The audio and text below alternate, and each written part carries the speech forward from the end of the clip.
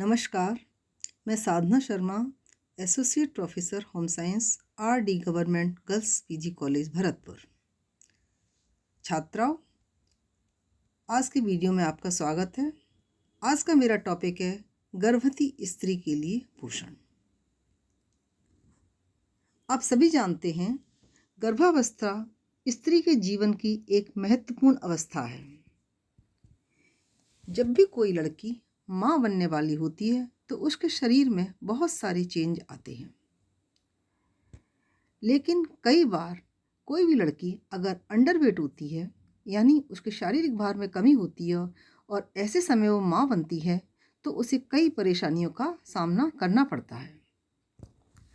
जिन स्त्रियों का शारीरिक भार कम होता है, ऐसी स्त्रियां प्रीमैच्योर बच्चे को जन्म देती हैं। ऐसे लोगों में गर्भपात या मरे हुए बच्चे की भी पैदा करने की संभावना अधिक होती है।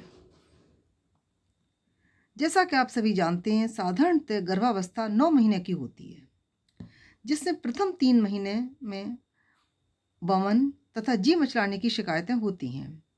इस कारण शुरू के 3 महीनों में शरीर से पौष्टिक तत्व नष्ट होते रहते हैं।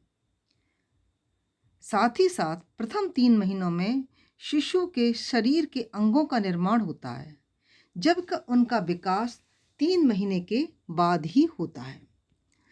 तो ऐसी अवस्था में अगर किसी भी स्त्री के खान पान में कमी रह जाती है या पौष्टिक भोजन नहीं लेती है, बैलेंस डाइट नहीं लेती है, तो इसका प्रभाव उसके बच्चे पर देखा जाता है। तो हम जानेंगे कि गर्भकाल में किन किन पौष्टिक तत्वों की अधिक आवश्यकता होती है। जनरली आप लोगों ने सुना होगा, जब भी कोई स्त्री माँ बनने वाली होती है तो उसके घर की महिलाएं उससे कहती हैं ज़्यादा मात्रा में खाओ, ज़्यादा मात्रा में उसे खिलाने की कोशिश की जाती है। वो किन चीज़ों को ज़्यादा मात्रा में ले? क्यों? क्योंकि वो अपने लिए तो खाती ही खाती है, साथ साथ उसके गर्भ में जिस शिशु का विकास हो रहा है उसके लिए भी उसको आवश्यकता होती है। तो ऐसी मात्रा में उसे अधिक मात्रा में खाना तो चाहिए, पर किन चीज़ों को अपनी डाइट में अधिक मात्रा में शामिल करे जिससे वो एक स्वस्थ बच्चे को जन्म दे सके। इसमें सबसे पहला आता है कैलोरीज। कैलोरीज गर्भकाल में बेसिक मेटाबॉलिक दर में वृद्धि होती है। भ्रूण काल की वृद्धि एवं विकास के लिए भी अतिरिक्त ऊष्मा की आवश्यकता होती है। इसके साथ साथ गर्भवती के शारीरिक भार में वृद्धि होती है, यानी हर महीने उसका वेट बढ़ता है। 1 किलोग्राम वेट हर महीने वो गेन करती है अगर वो स्वस्थ है। ऐसा मानते हैं पूरे गर्भावस्था के दौरान लगभग 9 से 10 किलोग्राम वेट उसका गेन होता है, बढ़ता है। तो अगर इतना वो वेट गेन करती है तो उसके लिए प्रॉपर मात्रा में उसे कैलोरी की भी आवश्यकता होती है। गर्भवती स्त्री जो होती है पूरे गर्भकाल में सामान्य स्थितियों के अनुसार क्रियाशील रहती है, क्योंकि गर्भावस्था में पहले बता चुके कोई बीमारी नहीं है, तो इसलिए उसे एक्टिव रहना भी ज़रूरी है। अपने नॉर्मल रूटीन के सारे काम उसे करने भी हैं। तो जो अगर वो सामान्य कार्य करती है तो उसके लिए कैलोरी की उतनी ही आवश्यकता होती है जितनी उसकी नॉर्मल दिनों में होती है। इसके साथ साथ उसे प्रतिदिन 300 कैलोरीज अधिक मात्रा में लेनी चाहिए। ऐसा नहीं है कि गर्भावस्था के दौरान वो आराम करेगी, बेड रेस्ट करेगी तो कैलोरी की मात्रा कम कर दे। जितनी कैलोरी वो नॉर्मल रूटीन में यानी गर्भावस्था से पहले ले रही थी उससे ज़्यादा प्लस 300 कैलोरी उसको और लेनी है, वो जिस भी एज वर्ग से हो या जैसा भी वो काम कर रही है। दूसरा है प्रोटीन। भ्रूण की वृद्धि एवं विकास के लिए उसे अतिरिक्त मात्रा में प्रोटीन की आवश्यकता होती है। एक तो उसको गर्भवती के शरीर में होने वाली तोड़फोड़ के लिए प्रोटीन की आवश्यकता होती है। दूसरा, बच्चे की वृद्धि और विकास के लिए, बच्चे की हड्डियों के विकास के लिए भी उसे प्रोटीन की अधिक मात्रा में आवश्यकता होती है। तो इस अवस्था में उसे अपने आहार में लगभग 15 से 25 ग्राम अतिरिक्त प्रोटीन लेनी चाहिए। दूसरा, ये भी देखा जाए कि प्रोटीन जो वो ले रही है वो एनिमल सोर्स से मिलनी चाहिए, क्योंकि हमारे यहाँ जितनी भी स्त्रियां हैं या जो समाज है उसमें मांसाहारी लोग कम हैं, नॉन वेज लेना कम पसंद करते हैं, वेजिटेबल्स ज़्यादा लेते हैं। तो वेजिटेबल सोर्स में जो प्रोटीन के सोर्स हैं वो दाल हैं। दालें भी कई बार नियमित रूप से नहीं ली जाती हैं। तो कोशिश की जाए इस अवस्था में जो प्रोटीन ले जाए, क्योंकि एनिमल सोर्स से मिलने वाली प्रोटीन की गुणवत्ता ज़्यादा अच्छी होती है। तो दूध, दूध से बने पदार्थ, दही, पनीर उसे इस अवस्था में ज़्यादा मात्रा में लेने चाहिए। अगर ये नहीं सब ले सकती है तो उसे नियमित रूप से दोनों टाइम दालें, मूंगफली, सोयाबीन इनका प्रयोग करना चाहिए। तो उसे ये ध्यान रखा जाए कि अपनी डाइट में रेगुलर उसे एक्स्ट्रा प्रोटीन, जितना मैंने बताया है, 15 से 25 ग्राम प्रतिदिन उसे लेनी है। नेक्स्ट है कैल्शियम। कैल्शियम भ्रूण की अस्थि निर्माण के लिए अति आवश्यक होता है। साथ ही गर्भवती स्त्री के लिए भी कैल्शियम की आवश्यकता होती है, क्योंकि अगर उसके आहार में कैल्शियम की कमी रहेगी तो उसके हड्डियों का विकास रुक जाएगा। शिशु का जो हड्डियां हैं वो कमज़ोर रहेंगी, साथ साथ गर्भवती स्त्रियों की भी हड्डियां कमज़ोर हो जाएंगी। तो अपनी हड्डियों को स्ट्रॉन्ग बनाने के लिए और अपने शिशु की हड्डियों को स्ट्रॉन्ग बनाने के लिए उसे नियमित रूप से 500 से 600 मिलीग्राम एक्स्ट्रा कैल्शियम लेनी चाहिए। इसके लिए भी उसे दूध और दूध से बने पदार्थों का ही प्रतिदिन प्रयोग करना चाहिए। ICMR इसके बारे में कहता है कि 1000 मिलीग्राम कैल्शियम उसको नियमित रूप से लेना चाहिए। नेक्स्ट है लौह लवण, आयरन। भ्रूण में रक्त के निर्माण के लिए लौह लवण की आवश्यकता होती है और गर्भकाल में लौह लवण की अधिक आवश्यकता 6 महीने के बाद होती है। शुरू के 3 महीने तो जैसे पहले बताया से वमन होती रहती है, उल्टी होती रहती है और कई बार कहीं खाने की भी इच्छा नहीं होती है। लेकिन उसके बाद शिशु के जन अंगों का विकास होता है, लेकिन लास्ट के जो 3 महीने हैं गर्भावस्था के, उसमें उसे अधिक मात्रा में आयरन की आवश्यकता होती है।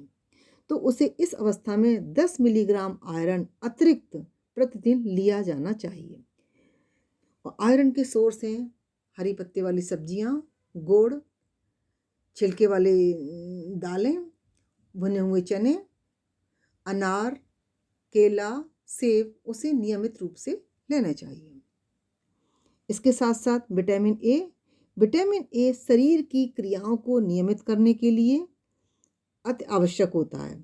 साथ ही साथ विटामिन ए वृद्धि के लिए भी उपयोगी होता है। अगर इसकी कमी रहती है तो नवजात शिशु की आंखों पर इसका प्रभाव पड़ता है। आपको मालूम है ना, विटामिन ए हमारे आंखों की दृष्टि को सही रखता है, देखने में हेल्प करता है।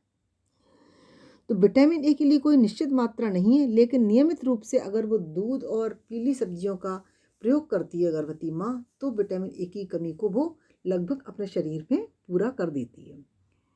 नेक्स्ट है thiamine. Thiamine means vitamin B. भ्रूण की वृद्धि के लिए थायमिन की आवश्यकता होती है और शरीर में थोड़ी सी मात्रा ही संचित रहती है, इसलिए गर्भवती स्त्री को अतिरिक्त थायमिन की आवश्यकता होती है। प्रतिदिन 0.2 मिलीग्राम अतिरिक्त थायमिन उसे लेना चाहिए। इसके अलावा रिबोफ्लोविन, एस्कॉर्बिक अम्ल उसे नियमित मात्रा में लेते रहना चाहिए। अब आता है कि एक गर्भवती स्त्री को अपनी डाइट में किन किन चीज़ों को प्रतिदिन ले, उसका खाना कैसा हो, उसके खाने की दिनचर्या कैसी हो, जिससे सभी पौष्टिक तत्व उसको मिल सकें और उसके शरीर में किसी प्रकार की कमी ना होने पाए। तो उसकी शुरुआत करते हैं सुबह से।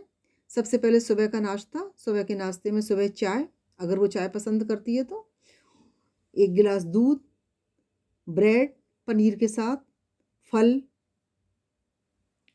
दोपहर का खाने में रोटी, दाल, हरी पत्ते वाली सब्जी, दही, सलाद, खीर। शाम की चाय में बिस्किट, चाय, फल, कोई भी मौसम का फल ले सकते हैं।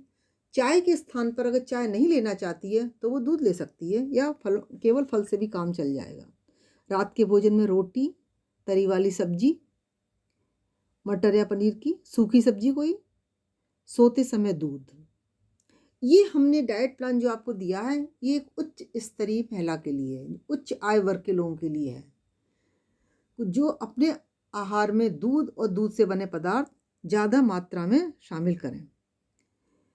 आधी कटोरी दिन में ड्राई फ्रूट्स भी ले लें। 11 बजे के करीब अगर वो बार बार खाने की सकती है तो सुबह के नाश्ते और खाने के बीच में 1 गिलास कोई फलों का सूप या जूस ले सकती है। इसी प्रकार मध्यम वर्गीय और निम्न आय वर्ग के लिए एक दिन की आहार तालिका इस प्रकार से होनी चाहिए। पूरे दिन का उसका खाना: सुबह का नाश्ते में रोटी, मट्ठा, भीगे अंकुरित चने, थोड़ा सा गुड़। दोपहर के खाने में रोटी, हरी पत्ते वाली सब्जी, दाल, प्याज, मिर्च, गुड़। शाम की चाय कोई भी मौसम का फल, गुड़ की चाय, मूंगफली या भुने चने। रात के भोजन में मिस्र रोटी जिसमें ज्वार, गेहूँ, चने आदि पड़े हों, कोई हरे पत्ते वाली सब्जी, प्याज, गुड़। सोते समय दूध जनरली इन लोगों को नहीं मिल पाता है, फिर भी अगर हो सके तो 100 ml 100 मिलीग्राम दूध तो उसे प्रतिदिन लेते रहना चाहिए। इससे क्या होगा, सभी पौष्टिक तत्व उसको मिल जाएंगे। धन्यवाद। मेरे चैनल को आप देखिए, इसको लाइक कीजिए और जिन लोगों ने इस चैनल को अभी तक सब्सक्राइब नहीं किया है वो सब्सक्राइब कर लें। धन्यवाद।